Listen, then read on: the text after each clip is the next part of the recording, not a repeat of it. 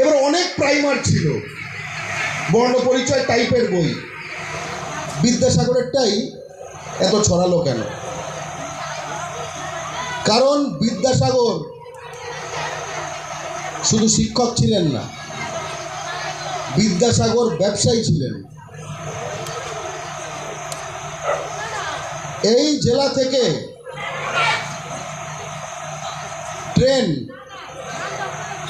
এই জেলা গর্ব আছে, গুমর আছে, তো খুব আগে থেকে আমাদের এখানে ট্রেন আছে। কেন আছে? মানুষ নিতে নয়, কয়লা নিতে। আজকে সেটা সেই লাইন চড়ে মানুষ যায়, সেটা অন্য কথা। তার মানে ব্যবসার জন্য। বিদ্যাসাগর ব্যবসায়ী ছিলেন, নিজের মাল নিজে সেলস করতেন। উনি একাধারে ব্যবসায়ী, একাধারে সেলসম্যান। এখন যেরকম বলে না যে আপনার সিলেবাসে এই বইটা একটু, আমার বইটা একটু নেবেন, পাবলিশার গিয়ে লোক পাঠায়। তখন তো এই নেটওয়ার্ক ছিল না। বিদ্যাসাগর নিজে নানা স্কুলে স্কুলে গিয়ে পুশ সেল করেছে নিজের বই। সে একজন ব্যবসায়ী, সে একজন সফল ব্যবসায়ী। সে এতটাই সফল ব্যবসায়ী যে বাঙালি জাতির অন্যতম শ্রেষ্ঠ মহাকবি মাইকেল মধুসূদন দত্তের বিদেশে থাকার ফান্ডিং করেছে। বিদেশে থাকার ফান্ডিং করেছে, এমনি একটু দিয়ে দিলাম এরকম না। সে কিন্তু এখানে বসে আছে। অর্থাৎ ব্যবসায়ী বিদ্যাসাগরকেও চিনতে হবে। ব্যবসায়ী বিদ্যাসাগরকে চিনলে, সেই চেতনাকে ধারণ করলে আমরা বুঝতে পারবো। আমি শিক্ষকতা করি, স্যার শিক্ষকতা করেন, কিন্তু সমাজে শিক্ষক যেমন জরুরি, সমাজে ব্যবসায়ী তেমন জরুরি।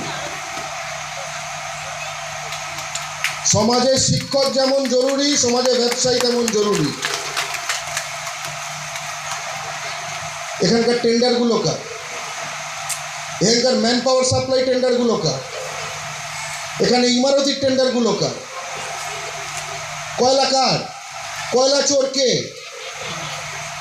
বাংলার কয়লা দিল্লি নিয়ে যাওয়াটাকে কয়লা চুরি বলে, নাকি বাংলার কয়লা যখন দিল্লি নিয়ে যায় কোনো একটা বাঙালি যদি ওয়াগন ব্রেকিং করে কিছু বাংলায় রেখে দেয় তাকে কয়লা চোর বলে?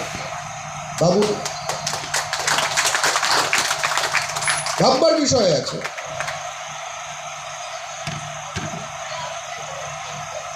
জাতীয়তাবাদ কিন্তু অনেক কিছুকে অন্য দৃষ্টিভঙ্গিতে বোঝায়। আর আমাদের অবস্থা এরকম হবেই বা কেন? আমাদের স্বপ্ন এইটা হবে না কেন যে আমরা দিল্লিকে বেচবো কয়লা? আমাদের ওয়াগন ব্রেকিং করার দরকার নেই, আমাদের কয়লা আমাদের। কার টেগর এখানেই ছিল। আমরা যে মাটিতে আছি কয়লার মাটি, মালিক আমরা না কেন? এই বাংলায় কয়লা আছে, এই বাংলায় তেল আছে।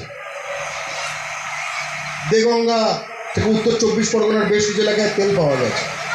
আমি যখন বিদেশে গেছি, বিশেষত গালফের দেশগুলোতে, বাহারিন, কাতার, এইসব টাইপের দেশে আমার অভিজ্ঞতা হয়েছিল। ওখানে লোকাল নাকি বাইরের লোক একটা সহজে বোঝা যায়। কিভাবে? যে খাটছে সে লোকাল না, যে পায়ের ওপর পা তুলে বসে আছে সে লোকাল। কেন? তার মাটির তলায় তেল। তাই জন্য আমার মাটির তলায় তেল আছে, কয়লা আছে, আমাকে শেখানো হয়েছে আমি গরিব। আজও আমার তো দুপা তুলে থাকার কথা বিদ্যাসাগরের মতো, মনে আছে? ব্রিটিশের ওপর তুলে দিয়েছিল, আমাদের তো দুপা তুলে থাকার কথা। আমার মাটিতে, বিদ্যাসাগরের মাটিতে বিদ্যাসাগরকে চমকাতে এসেছিল, তাই তো? বিদ্যাসাগর দুপা তুলে দিয়েছিল। তো আজকের দিনেও আমার মাটিতে আমাকে যদি কেউ চমকাতে আসে, যারা বিদ্যাসাগরের বংশধর আমরা, আমাদের তো বিদ্যাসাগরের মতোই হতে হবে। আমাদের বিদ্যাসাগরের মতোই হতে হবে। আজকে ব্যবসায়ী বিদ্যাসাগরের কথা বললাম, জাতি গঠন প্রক্রিয়া বিদ্যাসাগরের কথা বললাম। এবার বলবো শেষে, আমি গুটিয়ে আনছি, তার কারণ এরপরে আমাদের মূল অনুষ্ঠানটি হবে এবং তারপরে কিছু সাংস্কৃতিক প্রোগ্রাম হবে, কেউ যাবেন না। এই মুহূর্তে বাংলার প্রতিটি জেলায় যেরকম অক্ষয় বলল জাতীয় শিক্ষক দিবস পালন হচ্ছে, আমরা খুব সচেতনভাবে এই জাতীয় শিক্ষক দিবস কথাটা বলছি। এক্ষুনি গুগল করে, এটা কোন পার্টির চিহ্ন? পুরো নাম বলো। হ্যাঁ, পুরো নাম বলো। জাতীয় কংগ্রেস, তাই তো? এটাও ভুল করি আমরা। হিন্দিতে একবার নামটা দেখে নাও তো, কি লেখে? রাষ্ট্রীয় কংগ্রেস।